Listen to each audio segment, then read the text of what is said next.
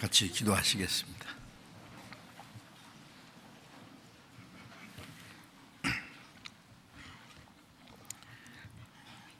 우리를 사랑하시는 거룩하시고 자비로우신 우리 아버지 하나님, 하나님을 멀리 떠나 죄 가운데 이루어져 있던 저희들 불쌍히 계시고 악한 행실로 원수가 되었던 저희를 대신해서 주 예수님께서 우리가 받아야 될 저주와 심판을 대신 받으시고 주님이 죽으시고 흘리신 그 보배로운 피로 우리의 죄를 영원히 씻어주시고 다시는 심판과 저주를 받지 않게 하시고 아무 공로 없이 우리를 구원해 주셔서 하나님의 자녀로 삼아주시고 영원한 하나님 나라에 들어갈 수 있는 영광스럽고 복스러운 소망을 주신 그 모든 은혜를 인하여 감사와 찬송과 영광을 우리 아버지 하나님께만 돌립니다. 이 시간 주님의 보배로운 피로 구속함을 받은 저희들 주님 앞에 함께 모여서 주님의 크신 은혜와 사랑을 찬송하며 또 주님의 말씀을 배우며 주님과 함께하는 거룩한 무리 안에서 교제케 하심을 감사합니다. 이 시간에도 주님이 우리 가운데 함께 계심을 믿습니다. 우리 각 사람을 굽어 살피셔 주시고 하나님의 자비로운 손길로 각 사람을 더욱 붙들어 주옵소서. 주님의 풍성하신 은혜와 생명과 능력의 손길로 우리를 더욱 붙들어 주시고 주님의 진리로 우리를 더욱 거룩하게 온전하게 세워주셔서 우리가 하나님의 자녀로 부끄러움 없이 행하며 하나님께서 우리에게 맡기신 거룩한 역사를 위해서 온전히 순종하며 살아갈 수 있도록 인도해 주옵소서. 이 세상은 날로 요란해지고 죄악이 충만합니다. 하루 동안에도 무슨 일이 일어날지 알 수 없는 참으로 험악한 세상입니다. 주님의 다스리심과 보호하심이 없으면 우리는 언제든지 죄 가운데 넘어질 수밖에 없습니다. 주님 말씀과 능력의 손길로 우리를 더욱 굳건히 세워주셔서 우리의 발걸음이 주님을 따라가는 데 실족하지 않도록 말씀 가운데로 지켜주시고 인도해 주옵소서. 이 시간 또 함께 참여하지 못한 우리 형제 자매들, 병중에 있는 사람에게는 속히 건강을 회복시켜 주시고 마음에 시험받는 사람, 여러 가지 연약한 중에 곤란 중에 있는 사람들 일일이 합당하신 은혜를 베풀어 주어서 한 사람도 실족함이 없게 해 주옵소서. 멀리 세계 곳곳에서 어려운 여건 속에서 신앙을 지키며 또 복음을 전하는 모든 형제 자매들 주님 말씀과 능력의 손길로 더욱 붙들어 주시고 주님의 복음을 담대히 증거해서 많은 잃어진 영혼들을 주님 앞으로 인도하는 그 하나님의 큰 역사를 이룰 수 있도록 주님이 함께 역사해 주시옵소서. 때를 따라 우리에게 필요한 말씀을 주시고 우리의 행할 길을 가르쳐 주시는 주님, 이 시간에도 우리가 마땅히 깨달아야 알아야 될 말씀을 가르쳐 주시고 그 말씀이 우리의 마음과 우리의 삶을 변화시켜 주시고 남은 생에 오직 하나님의 말씀과 성령의 능력의 손길에 붙잡혀서 살아갈 수 있도록 인도해 주시옵소서. 주 예수님 이름으로 기도드렸습니다. 아멘. 반향대 찬송해 주시겠습니다.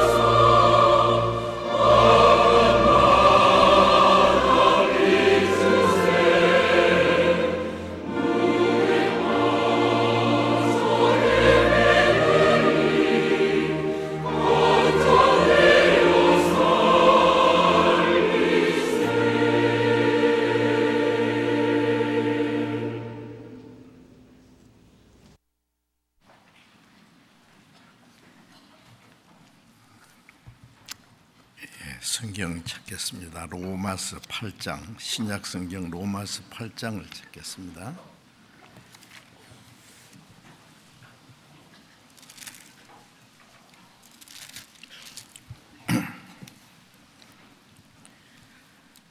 로마서 8장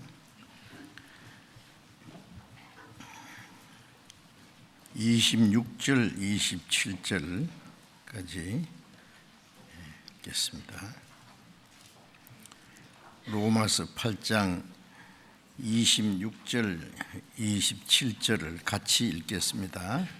이와 같이 성령도 우리의 연약함을 도우시나니 우리가 마땅히 빌 바를 알지 못하나 오직 성령이 말할 수 없는 탄식으로 우리를 위하여 친히 간구하시느니라.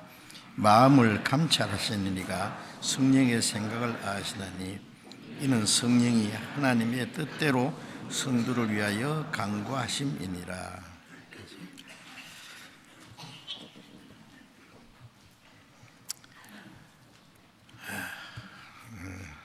새해에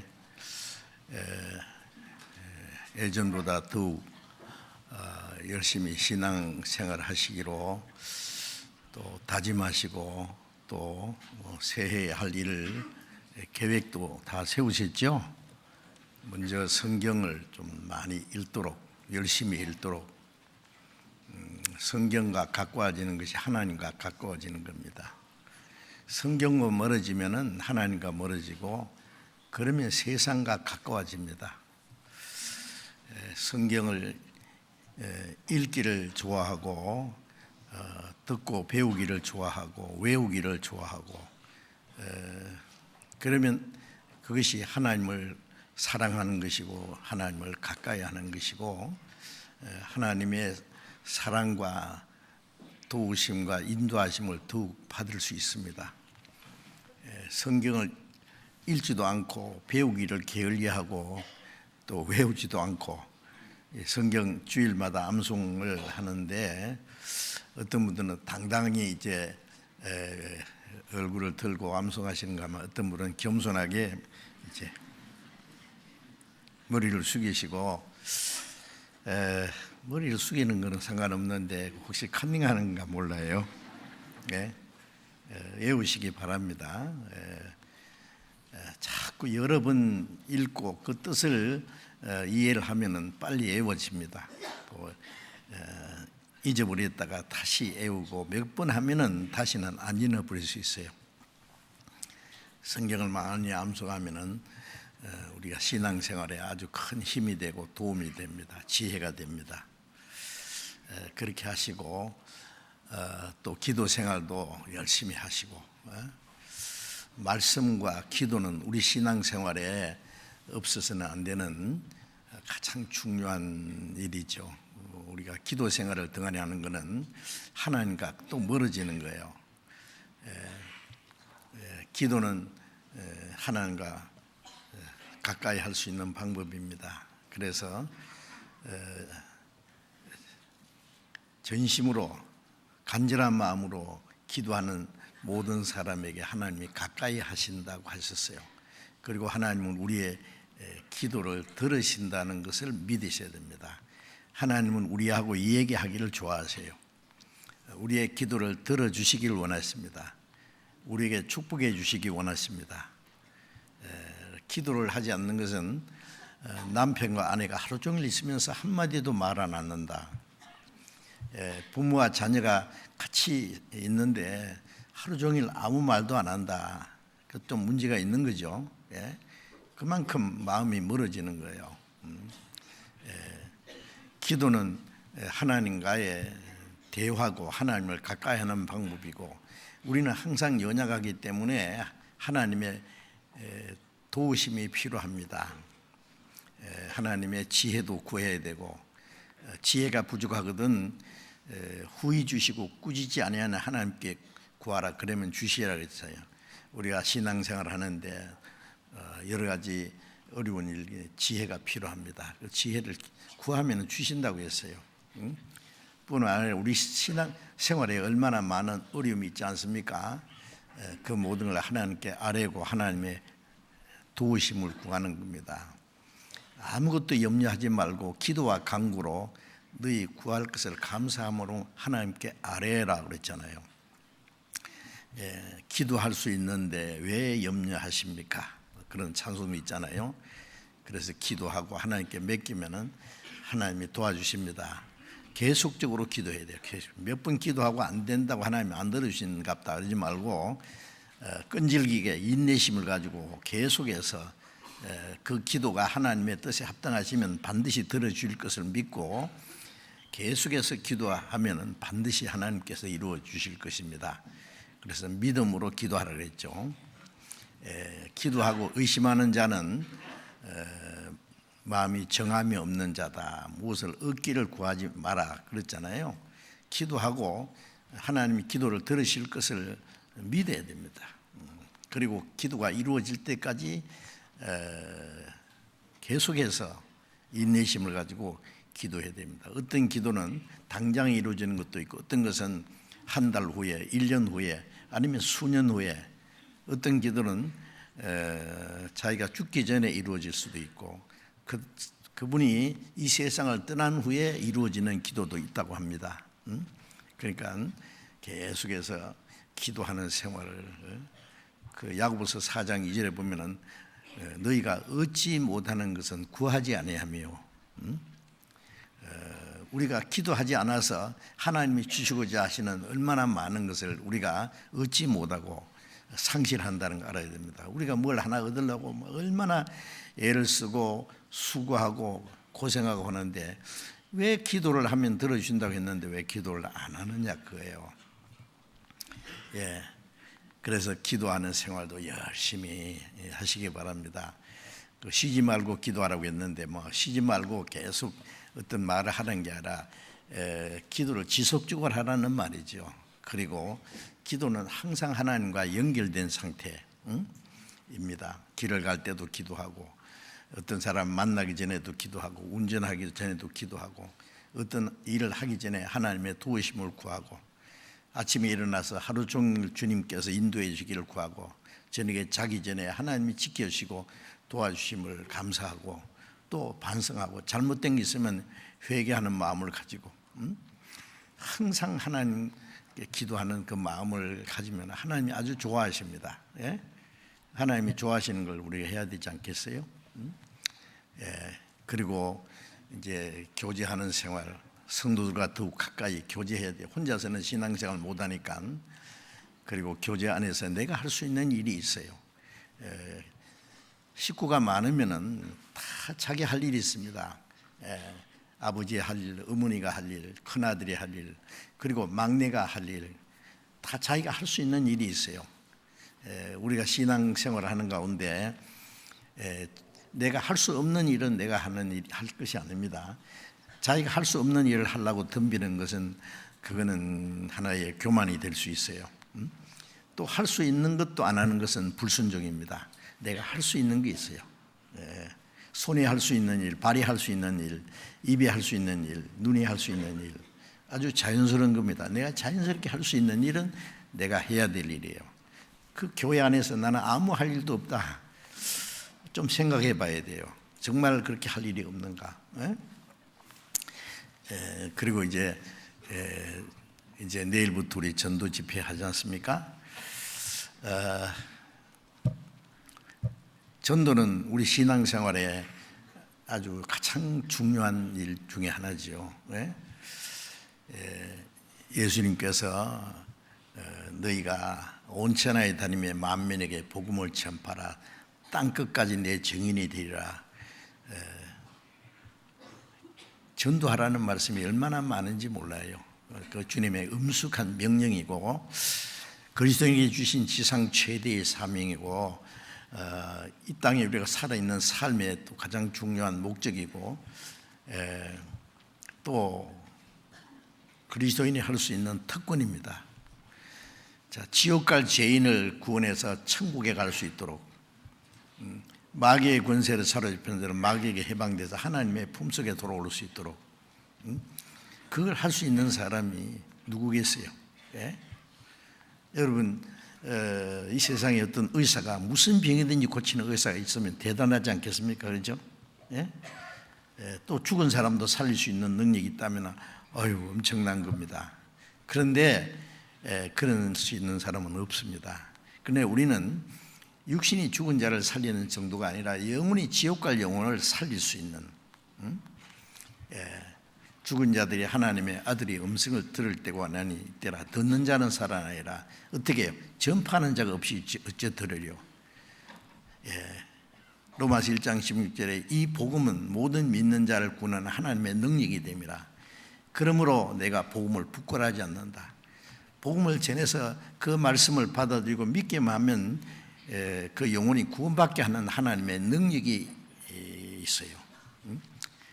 그러니 어찌 아니 전할 수가 있겠느냐고. 그 일을 하나님께서 우리에게 맡기셨어요. 이 세상 어떤 사람도 아무도 할 수 없는 일을 우리는 할 수 있습니다. 요한복음 5장 21절에 아버지께서 죽은 자를 이렇게 살리심 같이 아들도 원하는 자를 살리느니라. 하나님은 죽은 자를 살립니다. 예수님은 죽은 영혼을 살리기 위해서 죄인들의 죄를 짊어지고 대신 죽으셨어요. 그리고 사망의 권세를 깨치고 부활했습니다. 그래서 죽은 자를 살리는 그 일을 주님이 이루셨고, 그 복음을 전하기만 하면 이제 구원받는 역사가 나타내 그 복음 전할 책임을 우리에게 맡기셨습니다. 죽은 자를 살리는 일. 고린도후서 6장 1절에 보면은 바울 사도가 우리가 하나님과 함께 일하는 자로서 너희를 권하노니 하나님의 은혜를 헛되이 받지 마라. 이 하나님의 은혜의 복음을 전해서 구원받게 하는 일은 하나님과 함께 일하는 겁니다. 사람이 하나님과 함께 일할 수 있다는 것 얼마나 놀라운 일 아닙니까? 우리는 그 일을 할 수 있어요. 그런데 그리스도인들이 이 땅에 살아가는 가운데 할 수 있는 가장 놀라운 일을, 자기에게 주어진 사명을, 삶의 목적을, 자기에게 주어진 특권을 잊어버리고 포기해서는 안 되는 거예요. 지난 주간에 저는 지난 주간이죠. 광주 교회에서 집회를 했습니다. 항상 1월 초에 광주 교회하고 서울 교회하고 이제 우리나라에서 두 큰 교회이기 때문에 이제 번갈아 가면서 먼저 하고 나중 하고, 그걸 이번에는 광주에서 먼저 집회를 했습니다. 물론 교회당 안에 아주 꽉 찼어요. 사람들이 엄청 많이 모였습니다. 그중에 새로 오신 분들도 아주 많았다고 합니다. 그런데 집회 도중에 눈이 엄청 많이 왔어요. 아시죠? 그래서 걱정을 했어요. 눈이 너무 많이 오고 또 춥기도 하고 미끄럽고,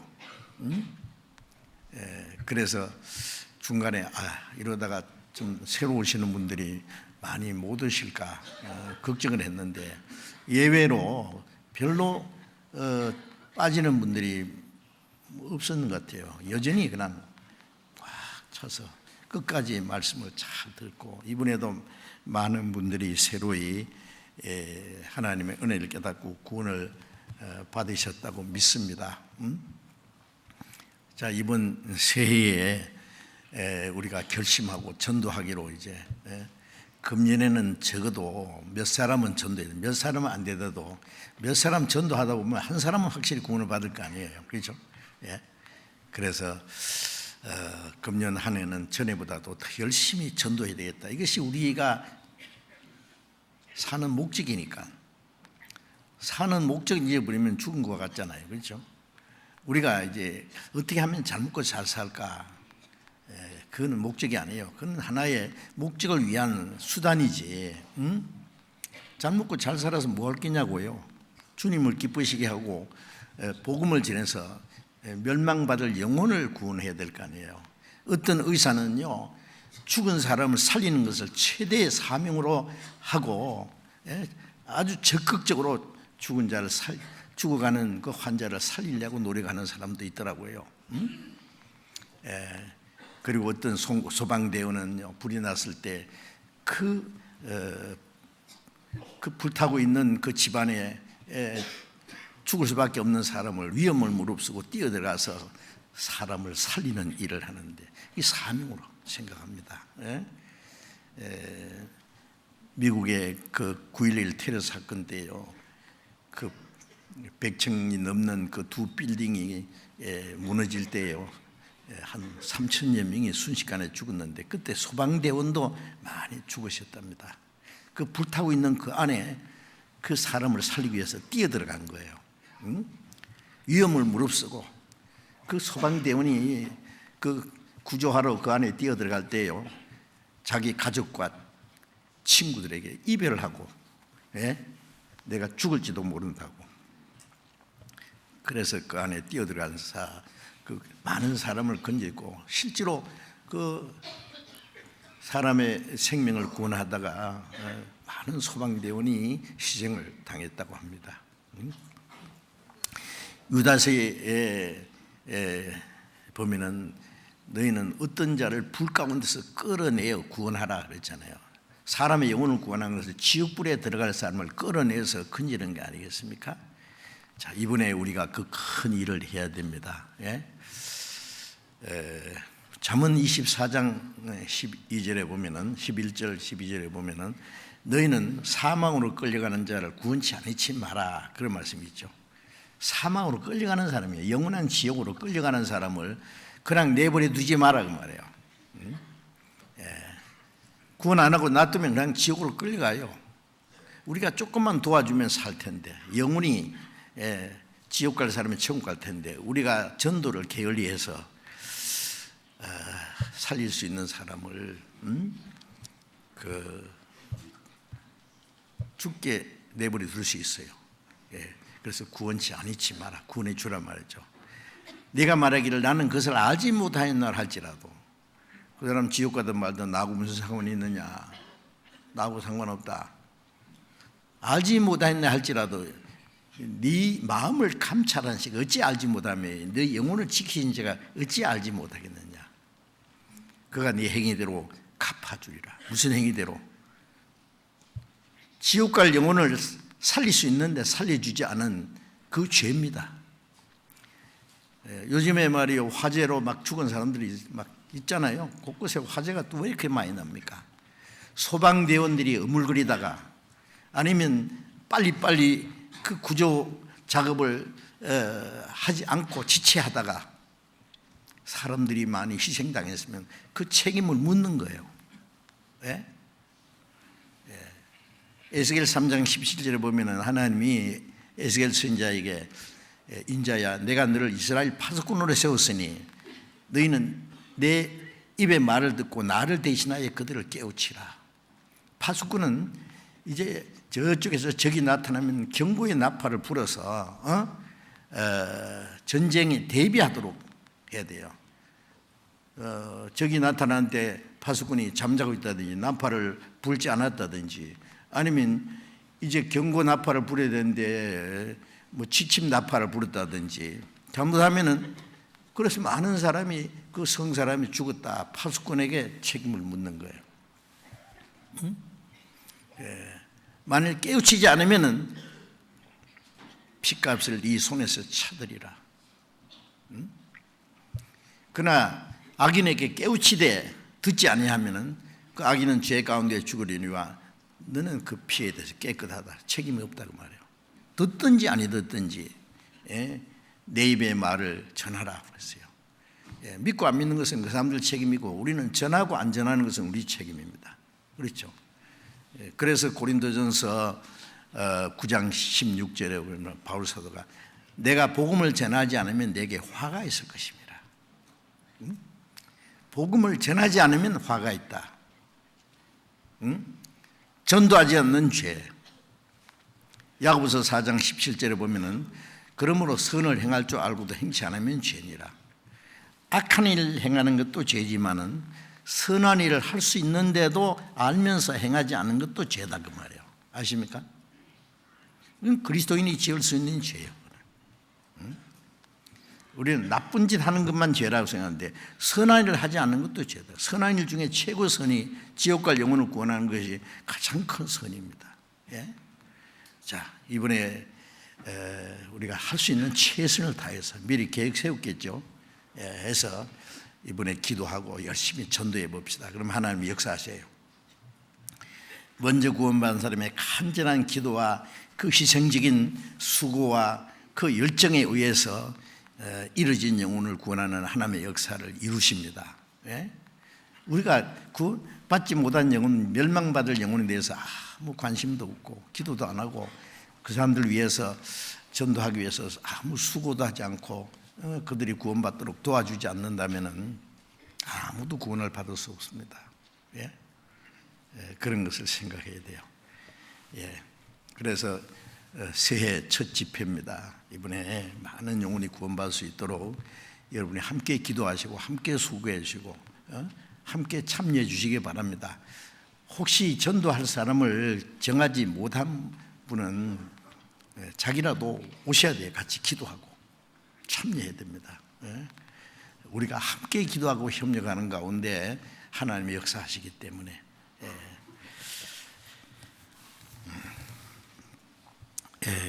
꼭 그렇게 수고해 주시기 부탁합니다. 오늘은 지난번에 말씀드리던 그 연속에서 하나님이 주신 그 선물 중에 물론 우리가 하나님이 주신 구원의 선물을 받았지요. 그래서 너희가 그 은혜를 믿음으로 구원을 얻었다. 이것이 너희에게서 난 것이 아니요 하나님의 선물이라. 자, 이 선물은 그저 받는 겁니다. 하나님이 우리에게 주신 선물은 자기 독생자를 십자가에 죽는 데까지 내어주심으로 더할 수 없이 큰 희생을 하나님이 지불 하심으로 우리에게 거저 주신 그 선물이 구원이잖아요. 구원. 우리는 그 구원받은 그 사실을 평생 어떻게 그 하나님의 은혜를 보답할고, 정말 우리는 사실은요 주님을 위해서 이 천한 이 죄 범하던 육체가 100번 적어도 은혜를 갚을 수가 없을 거예요. 갚지는 못하지만은 보답은 해야 됩니다. 또 우리에게 주신 많은 선물들 중에 그 사도행전 2장에 그 회개하고 믿는 자, 구원받는 자에게 성령을 선물로 주시리라. 자, 이 성령이 선물인데 그 성령은 구원받은 사람 마음속에 오셨어요. 너희가 성령을 받은 것은 듣고 믿음으로, 복음을 듣고 깨달을 때 성령이 오셨어요. 이거는 정말 놀라운 일입니다. 성령을 하나님의 영, 그리스도의 영, 성령 같은 말이에요. 이제 구원받은 사람 속에요 하나님의 영이, 그리스도의 영이, 성령이 와 계신다. 여러분 참 믿기 어렵죠. 그러나 하나님의 말씀은 거짓말이 없습니다. 성령이 계셔도 성령이 계신 줄 모르는 수가 많아요. 저도 구원받을 때요 아무것도 모르고 주님이 내 죄를 영원히 사했던 그거 하나 믿었어요. 내 죄를 영원히 과거에, 현재, 미래까지 앞으로 지을 죄까지 다 홀이라도 털 것만도 남김없이 다 사해 주신 걸 믿자마자 이제 구원이 확정된 거예요. 그전에는 주님이 대신 죽으셨다는, 십자가에 죽으셨다는 말씀을 들어도 그게 확실히 믿어지지 않았어요. 1900 몇십 년 전에 십자가에 죽으신 예수님하고 나하고 무슨 상관이 있느냐. 죄 사해 주셨다 그러니까 감사하기는 한데 나는 죄 때문에 여전히 답답하고 죄 사달라고 계속 기도하고 그러다가 내 믿음이 뭔가 잘못됐다는 거 내가 거듭나지 못했다는 걸 깨닫고 너무너무 혼자 고민하다가 1962년 10월 30일 저녁 8시경에 십자가에 죽으신 그 주님과 나와 무슨 상관이 있다는 걸 그날 처음 깨달았습니다. 주님이 피로 영원한 속죄를 이루시고 단번에 성소에 가서 지금도 나를 위해서 중보의 기도를 하신다는 그 말씀 듣는 가운데 죄에서 완전히 해방됐어요. 성경을 배우다가 그게 구원이구나 하는 거 알았죠. 예? 죄사함 받았다. 그 죄사함을 영원한 속죄가 아니면 완전한 구원이 안 되니까, 예? 조금 사함 받아가지고 구원이 안 되죠. 예. 마태복음 5장에 예수님이 너희 죄가 홀이라도 털끝만한 죄라도 남아있으면 결코 심판을 피할 수 없다고 하셨어요. 주님은 홀이라도 남김없이, 아니 우리 죄보다도 주님은 공로는 훨씬 더 큽니다. 이사야 40장 2절에 그 모든 죄를 인하여 하나님의 손에서 배나 받았느니라. 배나 넉넉히 갚아주셨어요. 그게 구원이구나. 예, 그게 거듭난 거구나. 그 안에 모든 게 해결됐어요. 그 다음에 또 하나, 성령이 오셨네. 예? 내 죄를 속하여 주신 주, 내 속에 들어와 계시니. 이건요, 그 성령이 내 안에 계신다. 내 몸 속에 계신단 말이에요. 사람 몸 속에 영혼이 있다는 거 아시죠? 안 믿는 사람들은 자기 안에 영혼이 있는지도 몰라요. 영혼이 없으면 짐승과 다를 것이 하나도 없잖아요. 사람이 존귀하다는 것은 영혼이 있기 때문이에요. 나는 여호와 보시기에 존귀하다. 하나님의 형상대로 하나님의 그 목적을 위해서 창조받은 영혼이 있기 때문에 존귀한데, 그래서 하나님이 우리를 사랑하시고 우리를 영혼을 구원하기 위해서 그렇게 큰 대가를 지불해 주셨어요. 예. 그래서 이제 죽었던 영이 살아났잖아요. 예, 그거 알지요? 죄와 허물로 죽었던 너희 영혼이 살렸다. 영혼의 구원을 받았다. 그런데 그 내 영과 하나님의 영이 이제 하나가 됐어요. 예. 고린도전서 6장 17절에 보면은 주와 합한 자는 한 영이라. 내 영과 주님의 영이 하나가 됐어요. 주님의 부활의 생명을 내게 주었어요. 그 부활의 생명이 성령이십니다. 이건 정말 신비한 거예요. 예. 우리의 이 사물에 대한 상실을 가지고는 이건 어떻게 표현할 수가 없습니다. 쇠가 불 속에 들어가면은 쇠가 빨갛게 되죠. 이거 불이요, 쇠요? 예? 불쇠. 예. 불하고 쇠하고 하나 됐어요. 쇠가 불 속에 들어가고 불이 쇠 속에 들어가서, 예? 이 쇠덩어리인데 불덩어리요 또. 그렇죠? 그것도 되면 막 타잖아요. 로마서 8장 16절에 보면은 성령이 친히 우리 영으로 더불어 우리가 하나님의 자녀인 것을 증거하시네. 성령이 오셔서 내 영에게 내가 하나님의 자녀가 됐다는 걸 확신시켜 주시는 동시에 그 성령이 내 영과 연합이 했어요. 주와 합하는 자는 한 영이라. 이거 분리시킬 수가 없어요. 한 남자와 한 여자가 결혼하면 한 몸이라는 말은 뭐예요? 우리가 연합된 거예요.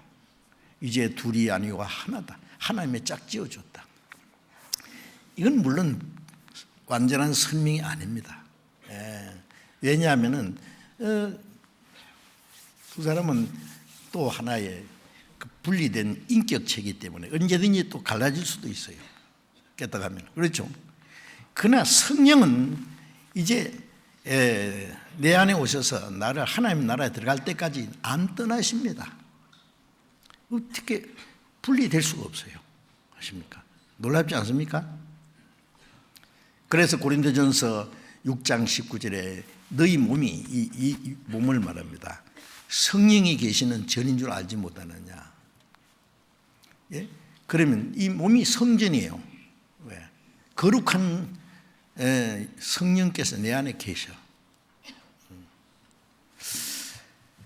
그걸 알지 못하면은 외롭고 불안하고 두렵고 세상이 뭐 그렇게 부럽고 또 지 마음대로 살라 그래요. 그래서 죄리어요. 그 고린도전서 6장은요 고린도 교인 중에 죄를 지어서는 안 되는 죄를 범한 사람이 있어요. 간음죄를 지은 사람이 있었어요. 예? 그리고 회개하지도 않아. 그래서 야, 너희 몸이 성령이 계시는 전인 줄 알지 못하느냐? 이 성전을 가지고 죄를 지어? 알지 못하기 때문에 그래요. 성령이 계신다는 걸 알면 이 몸을 가지고 함부로 죄를 지을 수 없어요. 성전을 더럽히면 하나님이 그 사람을 멸하신다 그랬어요. 벌을 내십니다. 성전을 더럽히는 건 큰 죄지요. 이 범죄하던 이 천한 육체 속에 주님이 오셨어요. 이건 놀랍지 않습니까? 이제 주님을 모시고 사는 생활이 이제 신앙생활이에요. 자, 그래서 이 성령에 대해서 모르면 신앙생활 제대로 못합니다. 아세요? 그래서 이제 구원받은 후에 우리가 계속 배우려고 하는 성령이 하시는 일이 무엇인지를 계속 배워야만 신앙생활은 성령과 함께 사는 생활이거든요. 신앙생활이잖아요. 저 멀리 주님이 계십니까? 내 안에도 계셔요. 하나님은요,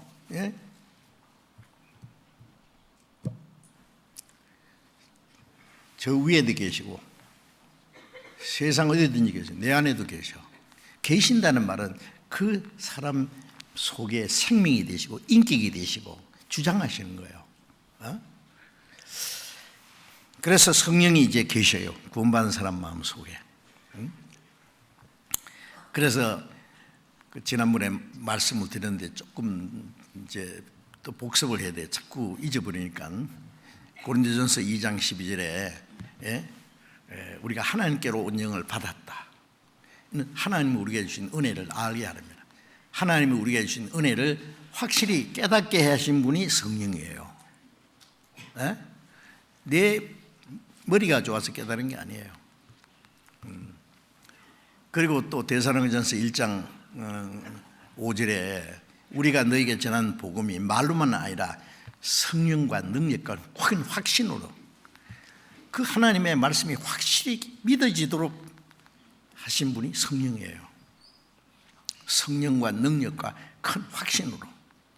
어떤 사람은 듣기는 들었는데 이게 머리 뺑뺑 돌다가 어디로 쓰든지 그런데 그 깨닫고 믿어지게 하신 분이 성령이시라는 것을 알아야 됩니다. 그리고 그 성령께서 우리를 거듭나게 했어요. 그래서 요한복음 3장 5절에 물과 성령으로 거듭난다. 물은 예수님의 십자가에서 우리 대신 심판을 받으셨다는 사실이고 부활하신 그 생명이 우리 안에 오신 그 성령이에요. 예수님의 죽음과 부활, 속죄와 새 생명, 그 거듭나게 하신 분이 성령이십니다. 그리고 요한복음 7장 37절에 너희 배에서 생수의 강이 흘러나라 하시니 이는 믿는 자의 받을 성령을 말씀하신 것이라. 믿는 자의 받을 성령. 성령은 우리 마음속에 참 평안과 그 만족을 주셨어요. 생수의 강이 흘러 넘친다고. 생수의 강이.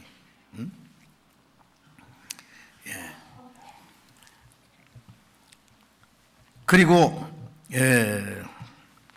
구원받은 이후에 우리가 확실히 알아야 할 것은 에베소서 3장 17절에 믿음으로 말미암아 그리스도께서 너희 마음에 계시가 없이고, 그리스도 성령 같은 말입니다. 그리스도라는 말은 기름 부음 받은 자다. 성령의 기름 부음. 성령이 계신 것을 믿어야 된다는 말씀이에요. 믿어서 계신 것이 아니라 계신 것을 믿어야 돼요. 내 주머니에 뭐 충분한 돈이 있어도 그게 있는 줄 모르면 쫄쫄 굶겠죠. 그렇죠? 나하고 아무 상관없어요. 성령이 계셔도 계신 줄 모르면 성령이 그 사람을 어떻게 다스릴 수도 없어요. 성령의 도우심을 받을 수 없어요. 성령, 저기 마음의 주인으로 삼고 성령의 도우심을 구해야 되는데, 그렇잖아요. 그래서 구원받은 사람은 이제 성령이 계신 것을 믿어야 됩니다. 그건 아주 중요합니다.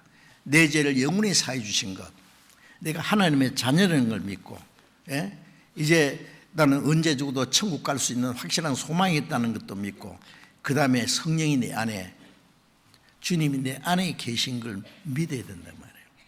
바울 사도가 말한 대로 내가 그리스도와 함께 십자가에 못 박혀 죽었다. 내 죄인은 죽었고 이제 내가 산 것이 아니라 내 안에 그리스도께서 사신 것이다. 내 안에. 참 우리 상식으로는 이해가 안 되는 사실이에요. 계시지 않는데 계신다고 그게 하나님 말씀하지 않았습니다. 그런데 그 내 안에 계신 성령은, 많은 사람들이 성령을 하나의 가말임이나 어떤 막 신비한 능력으로 생각해요. 그 어떤 사람 막 산에 가서 기도하다가 막 성령의 능력을 받았대요. 화끈하고 막 그래가지고 막 기도를 하면 기적이 나타나고 막 어떤 신비한 역사가 나타나고, 그거는 성령을 오해하는 겁니다. 성령은 단순히 어떤 가말의 기라든지 신비한 능력이 아니에요. 지정의를 갖추신 완전한 인격자입니다. 여러분, 어떤 사람이 세상에서 완전한 인격자, 참 그런 사람 만나기 어렵겠죠. 훌륭한 사람, 인간적으로 말하면 흠이 없는 사람, 그 사람은 완전한 인격자입니다. 지성과 감정과 확실한 의지를 가진 사람. 성령님은 완전한 인격자입니다. 예수님은 완전한 인격자였습니까? 하나님에 대해서 모르시는 게 하나도 없었어요. 그리고 예수님은 정말 풍부한 감정을 가지신 분입니다. 기뻐하기도 하고 슬퍼하기도 하고 울기도 하시고 탄식도 하시고. 그리고 예수님은 하나님의 뜻을 행하고자 하는 참 완전한 의지를 가지시고, 요한복음 8장 29절에 보면 나를 보내신 아버지께서 나와 함께 하시도다. 내가 항상 그의 기뻐하시는 일을 행함으로 나를 혼자 두지 아니하셨다. 의지라고 하는 것은요, 자기가 행하고자 하는 확실한 그 뜻이 있고 그걸 결정하고 그리고 그걸 실행하는, 그걸 우리는 단순히 의지라고 그렇게 표현할 수 있습니다. 그 주님, 지정의를 갖추신 주님이 가신 후에 끝난 게 아니라 예수님 말씀에 내가 가면은 다른 보혜사를 너에게 보내시리라. 그가 너희 안에 계실 것이요 영원히 너와 함께 있으리라. 보혜사라는 것은 지난번에 말씀드렸죠. 헬라어로 파라크레토스라고 하는 그 말인데, 그거는 위한 자라, 옆에서 돕도록 부르심을 받은 자다. 예수님과 똑같은 분이다 그 말이에요. 제자들은 예수님을 모시고 다녔는데 성령은 이제 안에 계셔. 예수님은 예루살렘에 계실 때는 갈릴리는 안 계셨잖아요. 그런데 이제 성령은 모든 사도들, 아니 구원받은 성도들 속에 어디든지 계셔. 보혜사, 파라크레토스라고 하는 그 위한 자, 돕는 자, 우리를 도우시는 분, 지키시는 분이 계신다. 자, 이건 정말 놀랍지 않습니까? 성령이 날라다니는 무슨 능력이나 가말이라고 생각하면 어떻게 잡아가지고 이용하려고 하겠지만, 이제 완전한 인격자로 계신다면 나는 그분에게 다 모든 걸 맡기고, 그분에게 내 모든 것을 굴복시키고 그분을 내 마음의 주인으로 삼고, 그분의 뜻대로 살라고 간절히 원하지 않겠습니까? 그 성령이 내 마음과 내 삶을 완전히 주장하시도록 주님께 맡길 때에 성령께서는 그 마음을 다스리실 거예요. 성령은 고린도전서 2장 10절에 성령은 하나님의 깊은 것이라도 통달하시니라. 성령은 하나님의 모든 걸 다 아십니다. 그 아시는 것을 성령이 우리에게 가르쳐 주시는 거예요. 그래서 예수님이 성령이 오시면 그가 모든 걸 가르치시며 내가 너에게 말한 모든 걸 생각나게 하시리라. 성령이 오시면 제자들이 예수님께 들었던 말씀을 다 생각나게 하고 깨닫지 못했던 그 내용을 깨닫게 하시고 또 주님이 말씀하지 않으신 것까지 다 말씀하셨어요.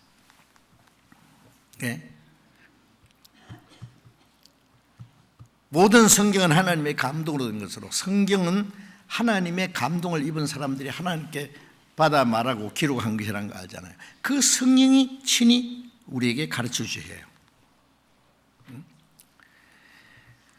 그래서 우리는 그 성령님께 이제 배우는 겁니다.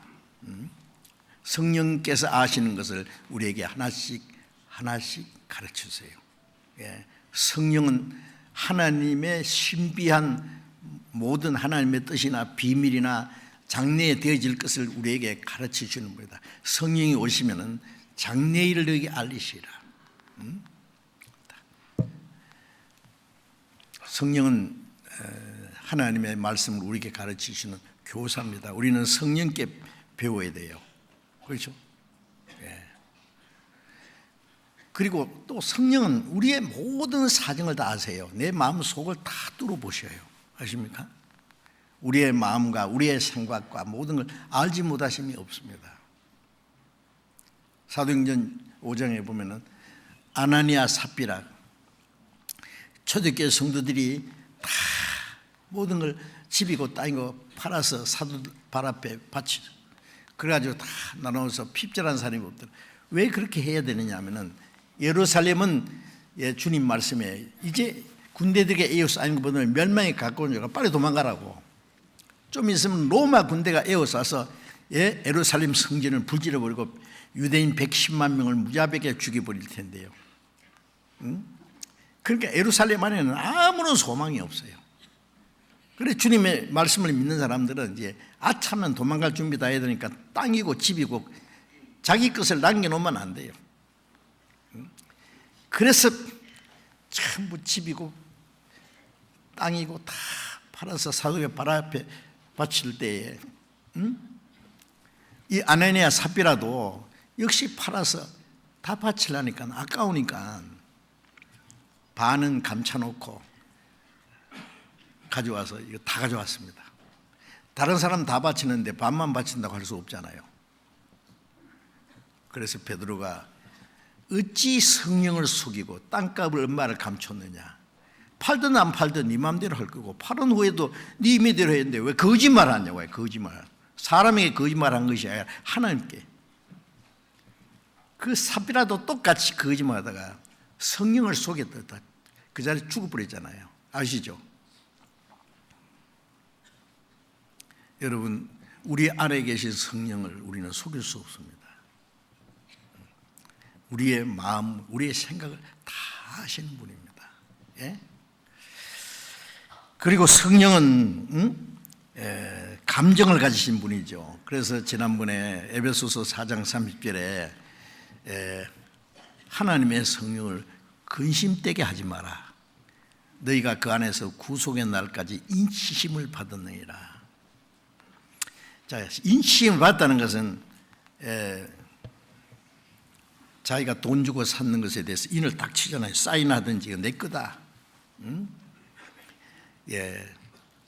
그래서 에베소서 1장 13절에 너희가 진리의 말씀 구원의 복음을 듣고 믿어 성령으로 인침을 받았으니 예? 구원의 복음을 듣고 깨달아 믿어서 성령으로 인침받은 거예요. 언제까지? 구속의 날. 이 몸에 주님이 오셔서 우리의 몸을 주는 것 같이 변화시킬 때까지 성령으로 인침을 받았어요. 성령이 계셔요. 너는 내 거다. 응? 안 떠나셔요, 우리 성령이.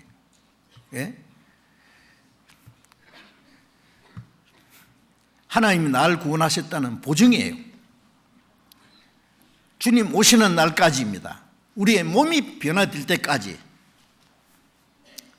여러분, 이건 놀라운 사실입니다. 예?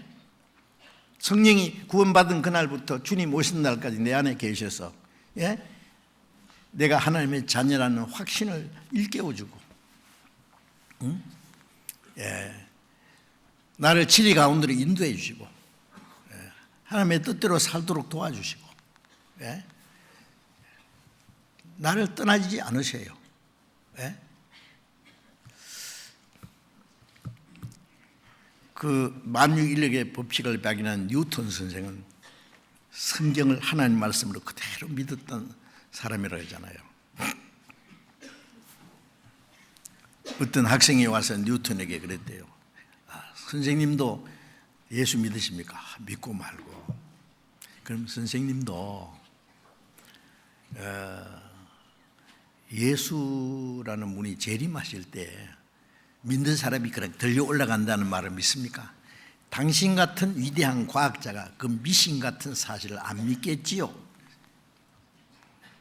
뉴턴이 아무 말 안 하고 밖에 나가서 상자에다가 모래를 담아가지고 거기다 쇳가루를 탁 뿌리고 섞어놓고 그 다음에 진함체를 갖다가 쫙 갖다 대니까 쇳가루가 탁 올라붙었을 거 아니에요?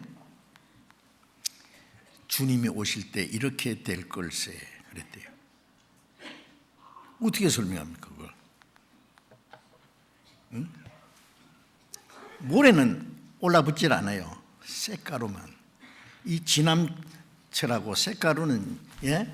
서로 땡기는 힘이 있으니까 탁 올라붙은 거예요. 여러분 성령이 내 안에 계시잖아요. 예?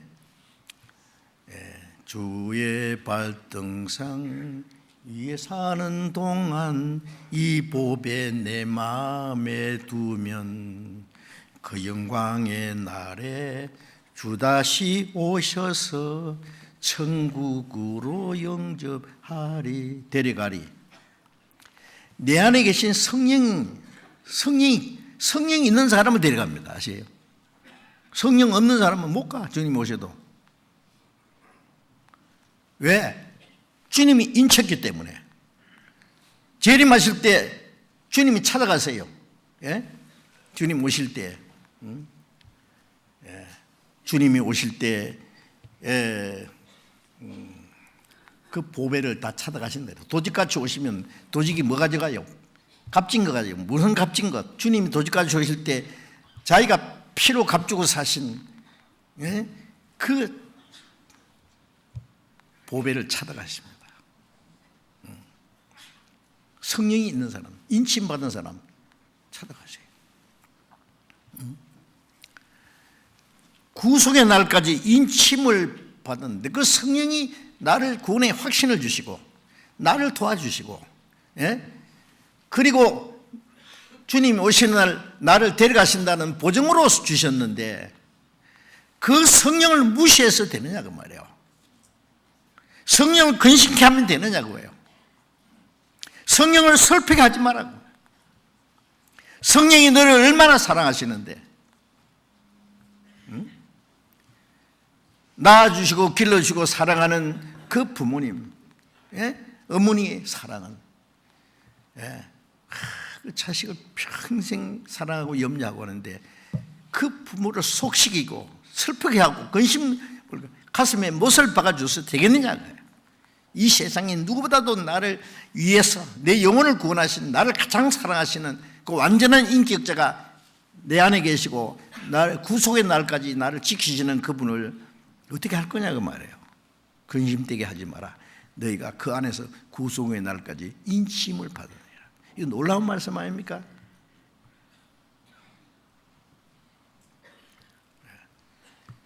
우리는 그 사실을 잠시도 잊지 마셔야 됩니다. 성령은 거룩한 분이기 때문에, 진리의 영이시기 때문에 거짓을 싫어하십니다. 거짓말을 싫어하십니다. 위선을 싫어하십니다.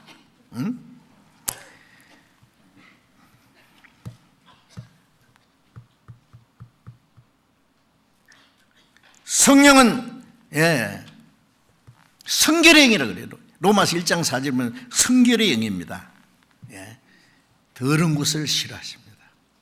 추한 말을 싫어하십니다.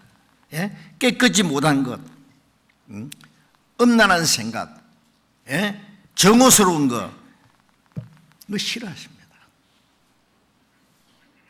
야고보서 4장 4절 5절에 가늠한 여자들이요, 세상과 벗대고자 하는 자는 하나님과 원수임을 알지 못하느냐. 너희 속에 계신 하나님이 너희 속에 거하게 하신 성령이 시기하기까지 사모하신다 하신 말씀은 헛된 줄 생각하느냐.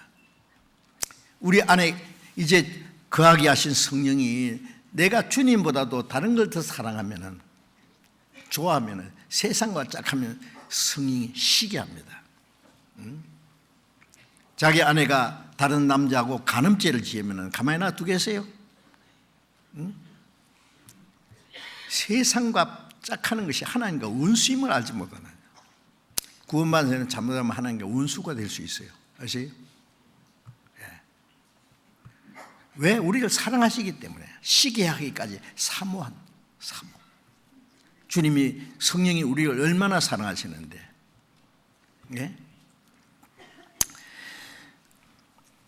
성령은 아주 작은 죄도 싫어하십니다. 성령은 우리의 생각을 아십니다. 우리의 행동을 지켜보십니다. 우리 하는 말을 다 듣고 계십니다. 알지 못하시는 게 아무것도 없습니다. 우리가 좋지 않은 말, 무례한 행동을 할 때는 성령은 아주 근심하십니다. 그리고 예수님은 성령으로 기뻐하셨다고요. 누가복음 10장 21절에 보면 성령으로 기뻐해요. 성령은 우리가 하나님의 뜻을 따라 행하면 아주 기뻐하십니다.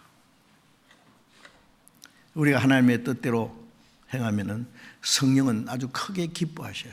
그럼 성령을 편안하게 기쁘게 해드릴 거 아니에요? 성령을 편안하게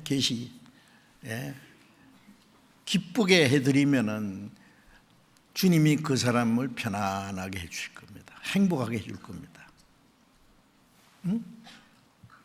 성령은 근심하시고 탄식하시고 슬퍼하시고 시기하시는데 자기 혼자 좋아해? 그거는 죄악의 즐거움입니다. 그거는 잘못된 겁니다.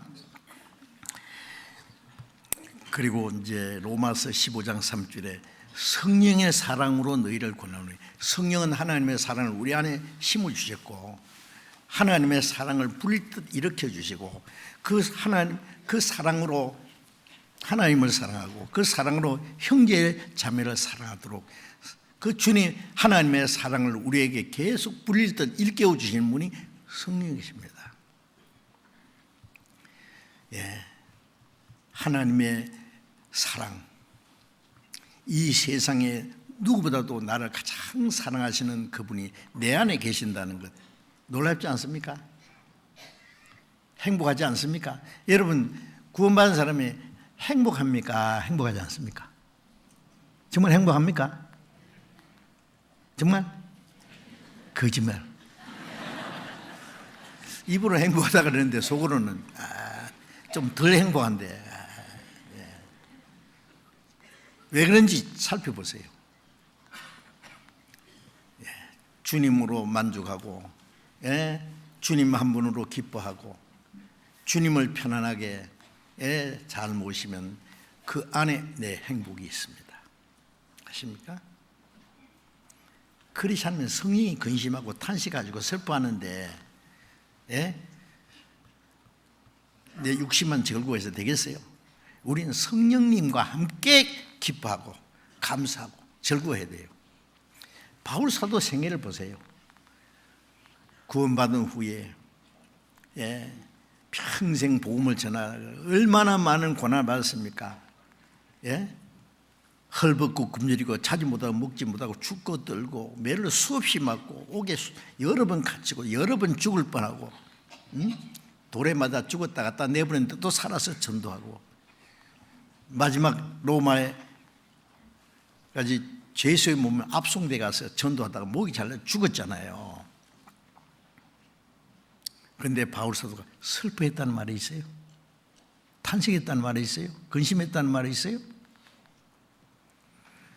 빌립보에서 전도하다가 잡혀가지고 옷을 다 벗기고 매를 맞아서 온몸에 상처투성이 막 썰이고 아프고 쇠고랑이 차고 깊은 곰팡 냄새나는 쥐가 울거리는 지하 감옥에 들어가 있어요. 울면서 기도했습니까? 아닙니다. 찬송하고 기도했습니다. 절구하는 자가 있느냐? 저는 찬송할 것이요. 매를 맞고 깊이 옥중에 갇혀 있으면서 어찌게 그렇게 감사하고 찬송할 수 있어요? 주님이 거기 같이 계시기 때문에. 한때는 자기가 예수 믿는 사람 핍박하고 스데반을 돌로 쳐 죽일 때 선동했던 일을 하고 지옥 밑창에 들어갈 죄인 중에 괴수인데 자기 같은 죄인 중에 괴수를 구원하실 뿐 아니라 사도로 삼으신 것 생각하면 너무 기쁘고 감사해서 주를 위해서 고난받는 걸 기뻐했다고 했어요. 그는 정말 행복했습니다. 빨리 주님 앞에 가고 싶어 했고 죽음이 가까이 왔을 때 내가 이제 드디어 이 몸을 떠나서 주님과 함께 갈 때가 왔다. 떠날 기약이 가까웠다. 내가 선한 싸움을 싸우고 달려갈 길 마치고 믿음을 지켰으니 날 위해서 의의 멸관을 입어야 된다. 얼마나 기뻐하고 승리의 개가를 불렀잖아요. 구원받은 사람이 이제 신앙생활하는 가운데 사람에게 미움받고 핍박받고 어떤 고난을 받고 어려우면서도 거기 주님이 같이 계신다는 걸 알면은 결코 실망하지 않습니다. 슬퍼하지 않습니다.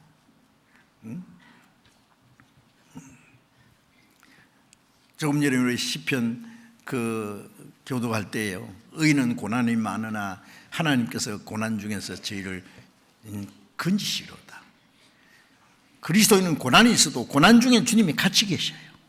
붙잡아 주세요. 7번 넘어져도 8번째 또 일으켜 주세요. 그러니 기뻐할 수밖에 없죠. 내가 사망의 음침한 골짜기를 통과할 때도 두려워하지 않을 것은 주께서 나와 함께 하심이라. 이 세상에 사는 동안에 음침한 그 죽음의 골짜기를 통과할 때도 있고, 아니 실제로 병이 들어서 죽음이 올 때에 죽음의 골짜기를 통과할 때도 주님이 거기 같이 계세요. 그 잠깐 골짜기 통과하면 저 건너편에 빛난 세계에 주님이 나를 기다리고 계시는데 무슨 걱정이 있냐고요. 그런데 왜 그리스도인이 돈 몇 푼 없다고 코가 쭉 빠져가지고 실망하고 괴로워하고 합니까? 참 제 얘기해서 좀 죄송합니다만은 제가 구원받기 전에 너무 가난하게 어렵게 살았어요. 구원받고 나서 얼마나 감사한지. 나보다 더 세상에 행복한 사람이 어디 있겠노? 세상 것 다 줘봐라. 명예, 권세, 부귀, 영광 다 주면 바꿀 수 있느냐? 그거 100배 줘봐라 바꾸는가? 어림도 없는 소리. 정말 감사했습니다. 성령치 한 국만 들고요. 4년 동안 되겠는데 지금 가만히 생각하면 어디서 잠을 잤는지 뭘 먹었는지 가방도 없어요. 성경 한 권만 들고 너무 기쁘고 감사하게만 했습니다. 지금까지 저는 너무 감사하고 행복하다고. 부족하지만은 주님이 나와 같이 계시고 도와주시고 나와 함께 하시고 또 내가 복음을 전할 수 있도록 부족하지만 함께 하신다는 걸 생각하면 너무 기쁘고 감사해서 언제 주를 위해서 살다가 죽어도 한이 없습니다. 정말입니다. 너무 행복합니다. 사실입니다. 주님이 같이 계신데.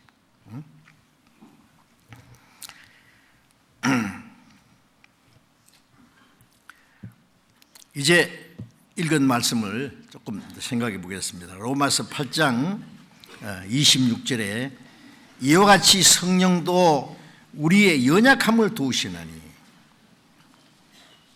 우리가 마땅히 빌 바를 알지 못하나 오직 성령이 말할 수 없는 탄식으로 우리여야 친히 간구하시니라. 자, 성령이 하시는 일이 많이 있습니다. 앞으로 차근차근 이제 배우셔야 돼요. 성령이, 내 안에 계신 성령이 하시는 일, 성령님이 하시는 일이 여기에, 자, 의지를 가지신 분이라 했죠.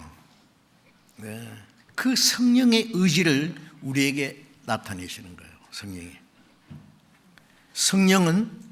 성령도 우리의 연약함을 도우시나니. 자, 구원받았지만 우리가 아직 연약하잖아요. 연약하다는 이 말은 아직 어린 아이라는 말도 됩니다. 어린 아이는 사람으로 태어났지만은 아주 철부지고, 부끄러운 줄도 모르고, 무엇을 먹어야 되는지 먹지 말아야 되는지도 모르고, 남이 싫어하는지 좋아하는지도 모르고 지 마음대로 막 천방지축, 자기가 스스로 할 수 없어요. 아무것도. 연약합니다. 구원받고 나서 우리가 아직 너무 신앙이 어릴 때, 연약할 때, 이 세상에 사는 동안에는 완전히 없어요. 우리는 항상 연약한 존재입니다. 신앙이 은만큼 성장해도 그 주님 모실 때는 아주 연약하고, 그렇죠? 자, 아직 변화되지 않는 옛 성품이 있기 때문에 우리는 아직 나약한 존재입니다. 그런데 이 성령께서 우리의 연약함을 도우신다. 성령은 안위자다, 돕는 분이라 그랬죠. 뭘 돕느냐? 우리의 연약함을 도우셔요. 연약함을 도우시나니. 어린 애가 아직 철부지고 아무것도 모르고 문제를 일으켜도 부모님은 실망하지 않습니다. 나도 어릴 때 저랬고 조금 크면은 좋아진다. 사랑은 모든 걸 믿습니다. 잘 되기를 바랍니다. 모든 걸 참습니다. 잘못해도 견딥니다. 성령은 우리를 사랑하시기 때문에 우리가 연약한 걸 잘 아시고 도우셔요. 우리를. 성령은 우리의 연약함을 도우시나니. 자, 우리의 연약함을 도우신 분이 내 안에 계신다는 거 생각해 보세요. 도우신다는 말은 손을 붙잡고 간단 말이에요. 어린애가 복잡한 시작바닥을 지나갑니다. 엄마가 야, 잘 따라와 붙잡아, 꼭 놓치면 너 몰라 이럽니까? 엄마가 딱 잡고 갑니다. 자빠지려고 하면 탁 이렇게 주고, 옆에 위험한 일 있으면 탁 지켜주고, 붙잡아 주는 분이다 그 말이에요. 돕는다는 말은 연약함을 도우시나니. 히브리서 4장을 잠깐, 요 로마서를 붙잡고요.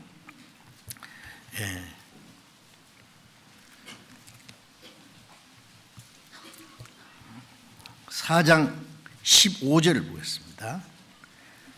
히브리서 4장 15절 같이 읽읍시다. 우리에게 있는 대제사장은 우리 연약함을 채우려 하지 아니하시는 자가 아니요 모든 일에 우리와 한결같이 시험을 받은 자로 돼 죄는 없으시니라.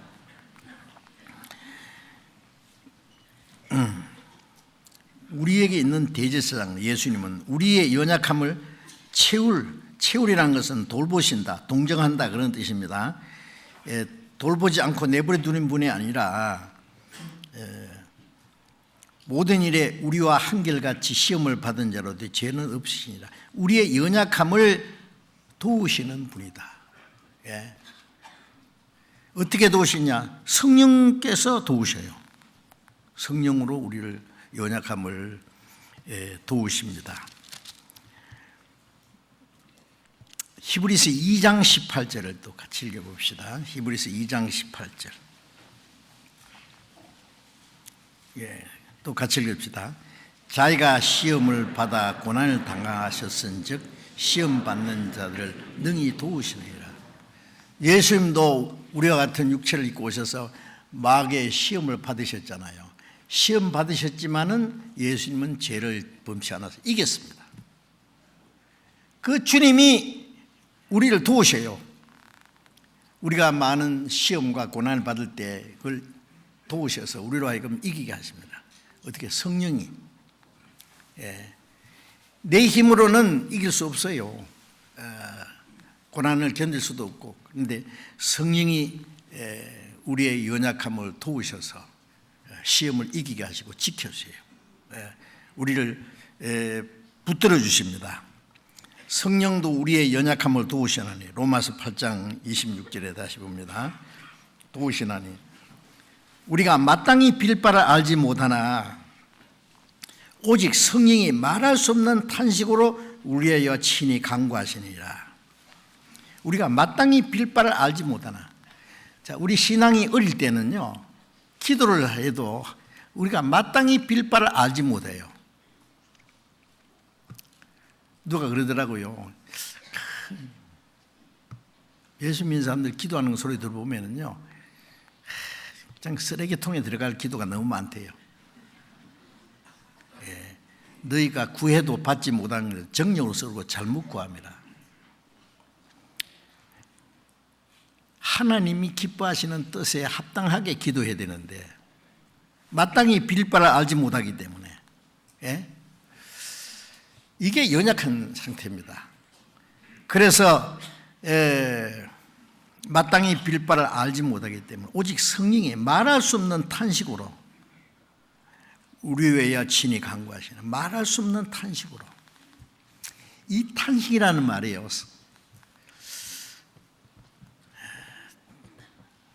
다른 번역에는요, 신음한대요. 신음, 탄식. 너무너무 답답할 때는요, 신음소리가 나오잖아요. 그죠? 우리가 마땅히 빌 바를 알지 못하고 신앙이 너무 연약하고 철부지노래하면은 성령이 우리 말로 표현할 수 없이 탄식합니다. 신음하신대요, 성령이. 성령이 근심도 하시고 슬퍼하기도 하고 탄식도 하시고.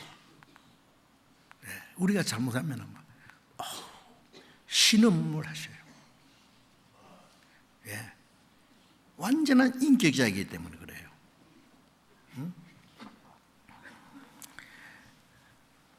말할 수 없는 탄식으로 우리를 위하여 친히 간구하시니라. 우리를 위해서 대신 기도해 주세요. 자, 우리가 연약할 때 우리의 연약함을 도우시고 우리를 위해서 기도하신 분이 계셔요. 놀랍지 않습니까?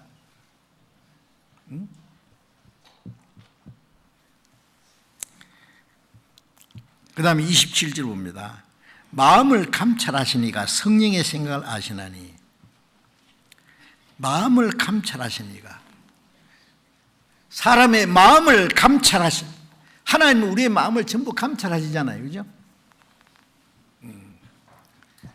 그 히브리서 4장 10에 보면 지으신 것이 하나도 그 앞에 나타나지 않음이 없고 만물이 우리 상관하신 자의 눈앞에 벌거벗은 것이 드러나리라. 하나님 앞에 감히 누가 감출 수 있겠어요? 멀리서도 내 마음을, 내 생각을 통촉하시는 분이에요. 마음을 감찰하시가 성령의 생각을 하시나니.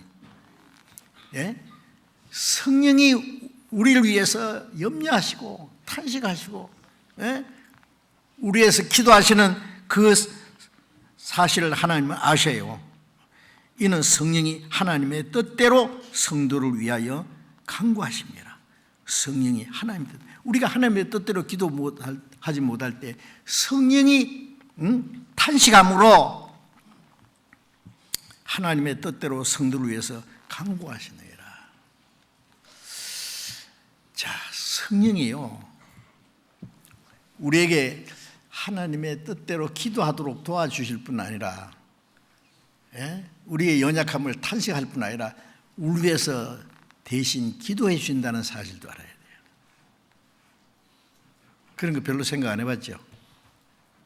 성령이 성도를 위하여 하나님의 뜻대로 성도를 위해서 기도하세요.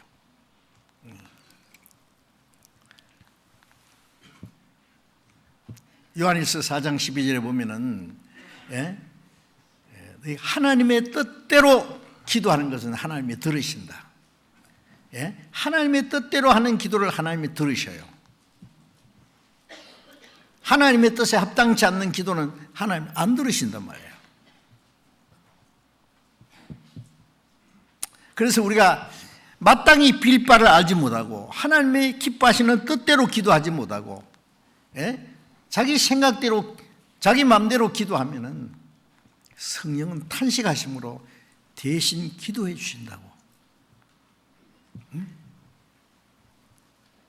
천주교인들은요, 마리아에 기도하면 마리아가 자기를 위해서 대신 기도해 준다고 생각해요. 그런 거 없습니다.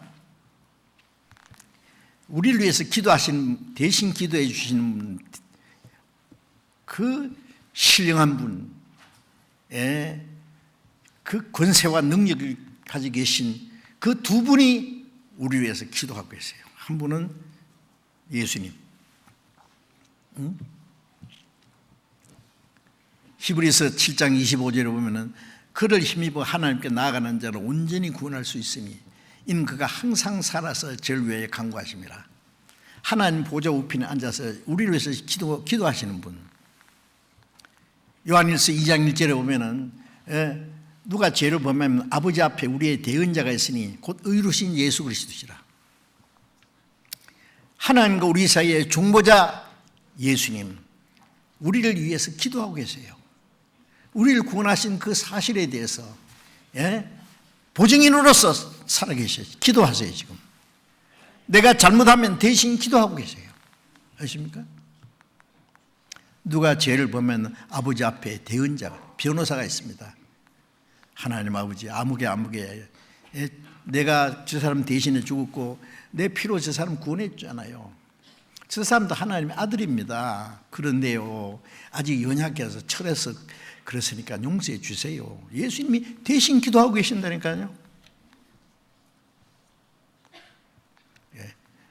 거룩하신 보좌 앞에 주 여호와께 나의 죄 사하기를 쉬지 않고 비시네. 그래서 우리가 망하지 않는 거예요. 대단하지 않습니까?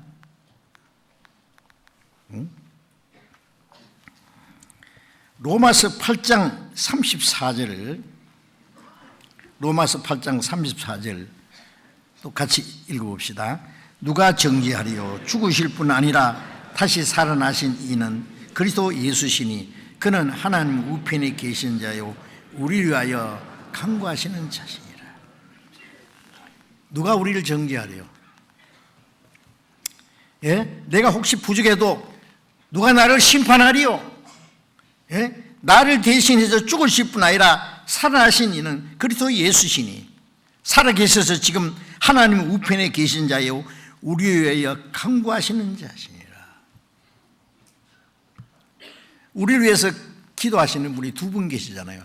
하늘에서 하나님 보좌 우편에서 우리를 위해서 중보에 기도하시는 예수님, 땅에서 내 안에 계셔서 내 연약함을 도우시고 나를 대신해서 내가 하나님의 뜻을 알지 못할 때 대신 탄식하면서 하나님의 뜻대로 기도해 주시는 성령, 두 분이 우리를 위해서 기도하고 계세요. 지금 놀랍죠? 그래서 우리는 정말 안전합니다.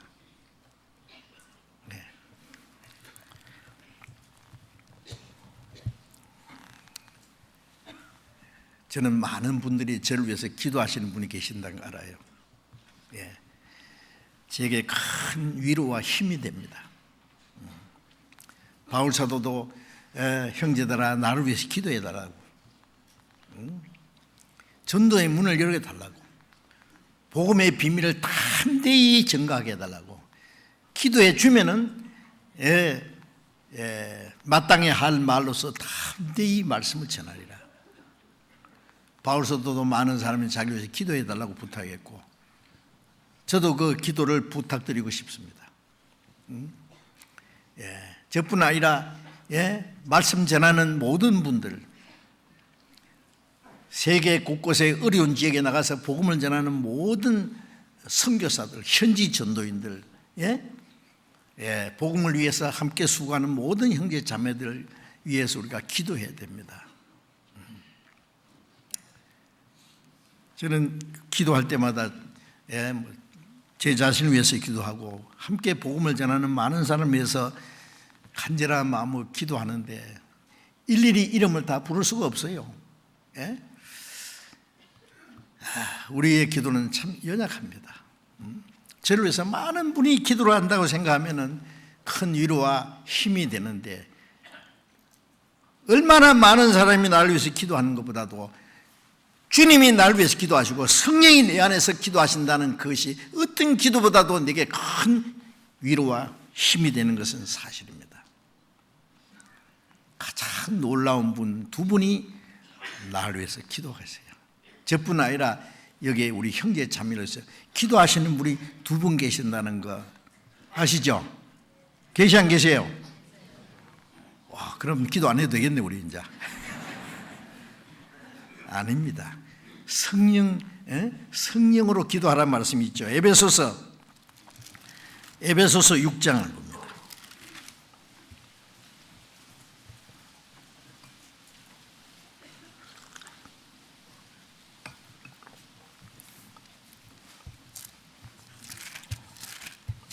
에베소서 6장 18절 봅니다. 에베소서 6장 18절 같이 읽읍시다. 모든 기도와 간구로 하되 무시로 성령 안에서 기도하고 이를 위하여 깨어 구하기를 항상 힘쓰며 여러 성도를 위하여 구하고. 여기에 기도와 간구로, 기도와 간구는 뭐예요? 간절히 하는 것이 또 간구입니다.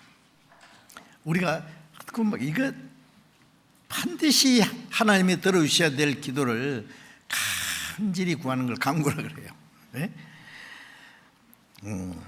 무시로 성령 안에서 기도하고, 무시로 시시때때로,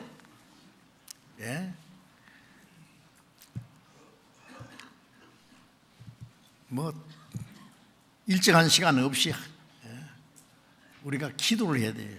성령 안에서 기도하고라는 말씀이 뭐예요? 성령은 내 안에 계셔서 내가 마땅히 빌 바를 알지 못할 때 탄식함으로 기도하실 뿐 아니라 그 성령은 하나님의 뜻대로 기도하도록 우리를 도우실 거예요. 하나님의 뜻이 무엇인지 깨닫게 하시고 그 뜻대로 기도하도록 도와주실 거예요. 예수님이 마지막 십자가에 죽으시기 전날 밤에 잡혀가시기 전에 겟세마네 동산에서 힘쓰고 애써서 간절히 기도했다 그랬죠. 하나님의 천사들이 와서 돕더라 그랬어요. 얼마나 간절히 기도했는지요. 예수님이 얼굴에서 떨어지는 그 땀방울이 핏방울처럼, 여러분 기도를 하면요, 기도가 쉬운 것 같아도요, 기도해보면 쉽지 않아요. 어떨 때는 막 기도하다가 막 몸살이 날 정도로. 성령이 도우십니다.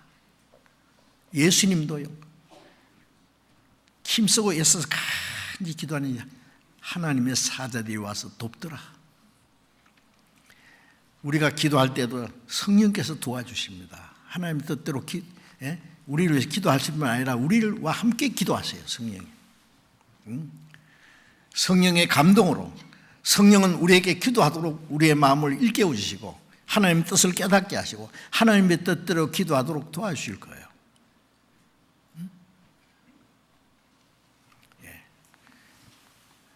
성령이 기도하시는데 우리는 기도 안 해도 되겠어요? 기도해야 돼요. 예. 성령을 따라 행하는 거. 예? 성령께서 가르쳐 주시면은, 예? 가르치는 대로 행해야 될 듯이 성령께서 우리의 연약함을 도우시고 우리를 기도하면은 우리도 하나님의 뜻을 깨달아가면서 하나님의 뜻대로 기도해야 돼요. 예. 성령 안에서 기도하고 이를 위하여 깨어 구하기를 항상 힘쓰며 성도를 위해서 기도하고 또 나를 위해서 기도해 달라. 바울 사도. 자, 이제 성령께서 우리 위해서 기도하시는 동시에 우리가 기도할 수 있도록 도와주십니다. 나를 기도하시는 분이 계신다는 사실은 우리에게 큰 위로와 힘이 됩니다. 우리는 그렇기 때문에 아무 걱정할 필요 없어요. 그렇죠? 예? 내가 어려울 때, 내 연약할 때에 내 연약함을 도우시는 분이, 나를 붙잡아 주시는 분이 옆에 계셔요. 예. 그분의 손을 나도 꽉 잡아야 됩니다. 예. 그 주님을 떠나면 안 돼요. 예. 내가 주님 죽어도 주님 옆에 죽겠습니다. 그러면 주님이 나를 책임지신다고요. 안 그러고 주님 나 좀 나버려 둬야 나 잡지 말고 나 좀 내 마음대로 살 테니까. 그래 한번 살아볼래? 어떡할래요? 예, 성령이 우리를 손을 놔버리면 우리는 큰일 납니다. 예, 우리는 우리의 연약함을 아시고 도와주시는 분은 더욱 의지해야 됩니다.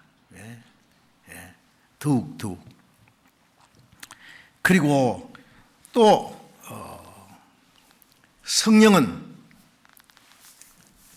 우리 안에 하나님의 성품을 또 심어주십니다.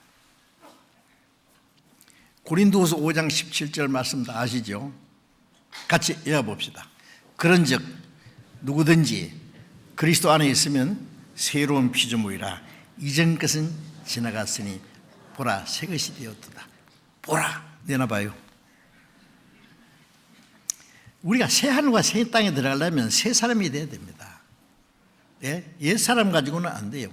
옛 사람과 그 행실을 벗어버리고, 예? 의와 진리로 지으심을 받은 거룩한 새 사람을 입으라. 이전 것은 지나갔으니 보라 새 것이 되었도다. 이 새 사람이 돼 있어요. 지옥 갈 죄인이 하나님의 자녀가 되고 천국 갈, 예? 하나님의 후사가 됐어요. 내 안에 성령이 계세요. 예? 그래서 새 사람이 됐어요. 예? 그런데 우리는 아직 옛 성품이 남아 있어요. 그래서 우리 옛 성품을 조금씩 이제 변화돼서 하나님의 성품이 우리 안에 이루어지도록 도와주시는 분이 성령이셔요. 응? 예. 베드로후서 1장을 잠깐 봅시다. 베드로후서 1장.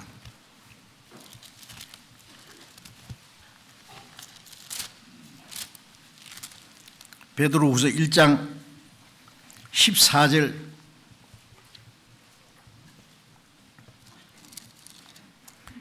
베드로후서 1장 4절입니다. 1장 4절 같이 읽읍시다.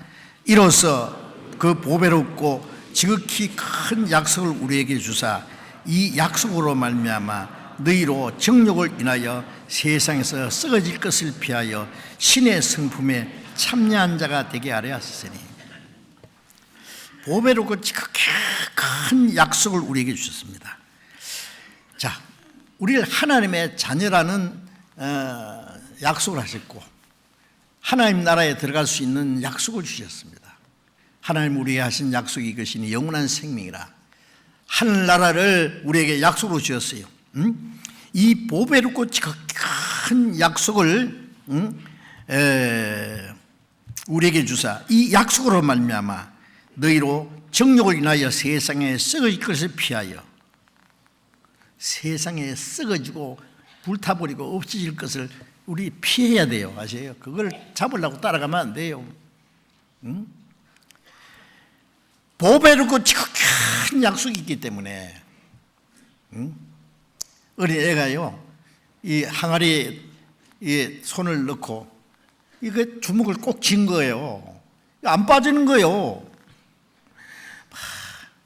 이거 놔라. 예? 막 울면서 안 놓는 거예요. 왜 나오면 내가 동전이 떨어져요. 그래.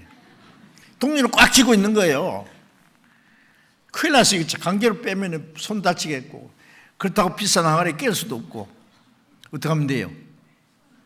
예? 그보다 더 큰 돈 줘요. 그럼 왼쪽으로 받지 뭐. 또 줘요. 그러면 설무시 났고, 더 큰 걸 주면은 작은 걸 놔버릴까 해요. 보배롭고 제가 큰 약속을 주사, 이 약속으로 썩어질 것을 피해서, 예, 이 하나님의 약속을 받은 사람은 이 세상의 부귀영화, 명예, 권세, 그것이 어린애들이 가지고 노는 고장난 장난감보다 못해까지 거, 예? 썩어질 것을 피해서, 예, 신의 성품에 참여한 자가 돼. 그래야 신의 성품, 하나님의 성품이 우리에게 이루어져요. 신의 성품, 하나님의 생명을 받았어요. 그리스도의 마음을 받았어요. 그리스도의 마음, 너희 안에 이 마음을 품어라. 그리스도의 예수의 마음이니 주님의 마음이 점점 이루어져야 돼요. 갈라디아 4장 19절에 너희 안에, 예, 그리스도의 형상이 이루기까지 내가 다시 해산한 수고를 하노라.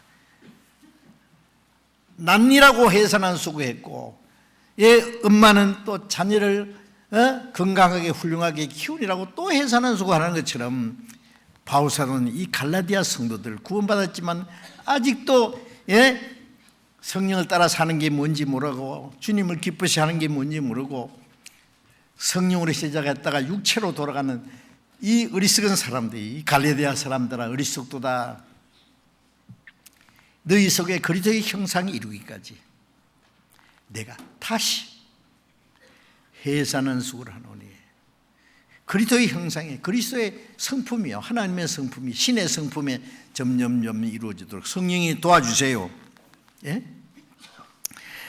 예. 그래서 그리스도의 형상이 너희 안에, 마태복음 11장 29절에 너희, 예, 나는 마음이 온유하고 겸손하니 나의 멍에를 메고 내게 배우라. 이제 주님은 온유하고 겸손한, 정말 예수님은 하나님과 동등한 분이시지만은 자기를 비어 종의 형체를 가지고 사람과 같이 되었고 사람의 모양으로 나타났으며 죽기까지 복종하셨으니 곧 십자가에 죽으심이라. 하나님과 그 본체이신 동등하신 그분이 그 자리를 비워놓고 사람의 모양으로 종의 형상으로 죽기까지 복종했다고 말해요. 얼마나 겸손하십니까? 도상으로 끌려가는 양처럼 털 깎는 자 앞에 잠잠한 양같이, 예? 예수님이 억울하게, 예, 십자가에 못 박히도록 죽임을, 사형 선고를 받으시면서도 내가 왜 죄가 있냐, 내가 무슨 죄가 있냐, 나는 억울하다고 말 한마디 안 했습니다. 왜요? 억울하게 죽으신 게 아니라 예수님은 스스로 목숨 버리시는 거예요. 왜? 하나님이 그렇게, 하나님, 내 원대로 마옵시고 아버지의 뜻대로 하옵소서. 우리를 위해서 우리를 구원하시는 것은 둘째고 그보다 첫째는 하나님의 뜻에 절대로 복종하는 거예요. 도수장으로 끌려가는 양처럼. 그게 온유입니다. 온유라고 하는 것은요, 우리 번역에는요, 국어 사전에는 뭐 친절하다, 부드럽다, 뭐 이렇게 했는데 그 정도가 아닙니다. 온유하다는 말은 말없이 묵묵히 순종하는 거예요. 우리가 신앙생활하다 보면은 나는 아무리 잘하려고 했는데 나를 괜히 오해하고 미워하고 욕하고 그러든 말든 대항하지 않고 하나님이 아시는데 애매히 고난을 받아도 슬픔을 참으면 하나님 보시기에 아름다운데 묵묵히 순종하는 게 있잖아요. 그게 온유입니다. 뭐 어쩌고저쩌 한번 쌓아볼까? 이거는요, 양이 사자가 되려는 거예요. 비둘기는 어린 양 보라, 하나님의 어린 양이라. 나도 그를 알지 못했는데 세례요한이 그랬잖아요. 성령이 비둘기같이 그 위에 임하는 걸 보거든 그가 하나님의 아들, 세상 죄를 지고 가는 분이라는 줄 알고 내가 증거했노라. 어린 양 위에 비둘기가 머무르지, 이 양이 갑자기 사자가 됐다면 비둘기가 놀라서 도망 날아가 버릴 거예요.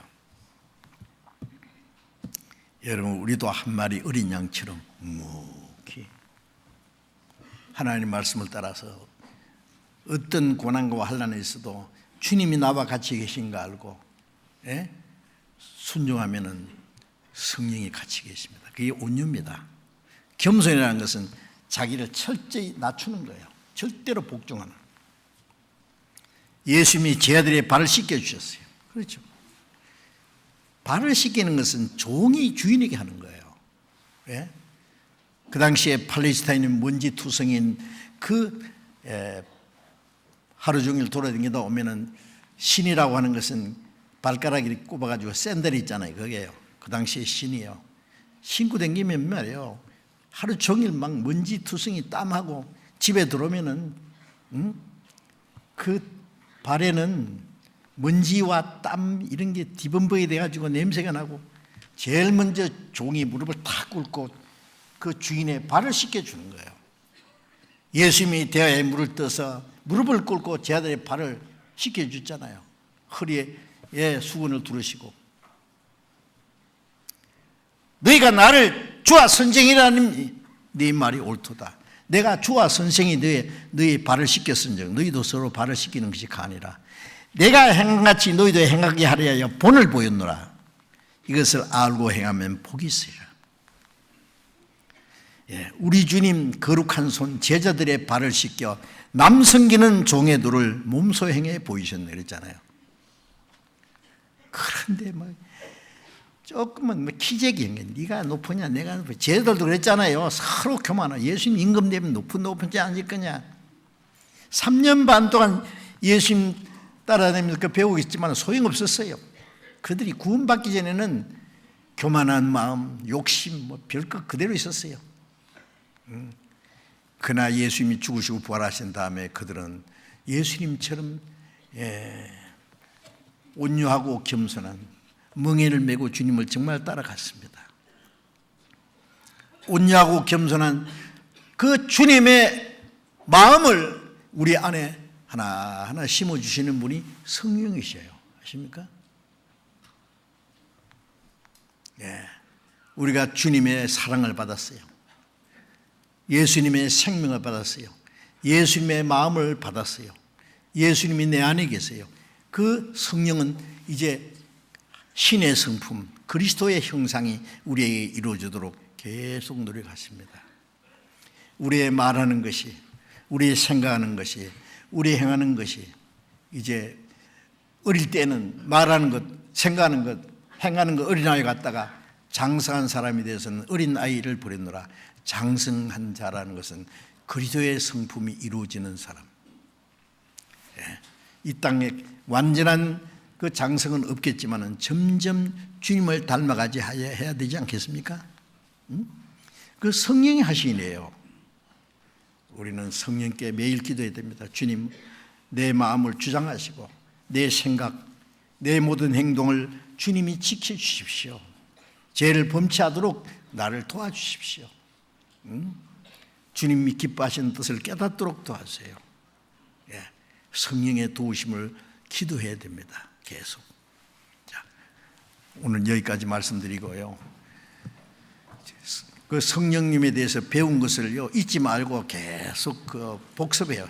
반복하고 그 성령, 내 안에 계신 성령을 따라서 살도록 노력해야 됩니다. 내일부터 열리는 이번 전도 집회에 여러분 함께 기도하시고 함께 수고하시고 참여해 주시기 부탁드립니다. 기도하겠습니다. 자비로우신 우리 아버지 하나님, 우리 같은 죄인을 구원해 주시고 하나님의 자녀로 삼아 주시고 이 세상에서 거룩하게 구별해 주시고 우리를 구원하신 주님이 성령으로 우리 안에 살아계심을 믿고 감사합니다. 성령께서 우리를 지켜주시고 우리의 연약함을 도와주시고 우리의 남은 생에 하나님의 뜻대로 살도록 인도하시고 함께 하시는 것 참으로 감사합니다. 우리 모두를 남은 생에 성령님께서 주관해 주시고 다시는 세상 헛된 것에 마음이 뺏기지 않도록 우리 육신의 소욕을 따라 살지 아니하고 오직 하나님의 성령을 좇아서 남은 생애를 살아갈 수 있도록 우리의 마음과 모든 삶을 다스려 주시고 인도해 주옵소서. 내일부터 열리는 이번 전도 집회에 주님이 친히 역사하셔서 이번에도 많은 잃어진 영혼들을 모아주시고 말씀 듣는 영혼들 다 하나님의 은혜를 깨닫고 구원받도록 역사해 주시고 이 일을 위해서 우리 모두를 주님 뜻대로 귀하게 사용해 주시옵소서. 우리 주 예수님 이름으로 기도드렸습니다. 아멘.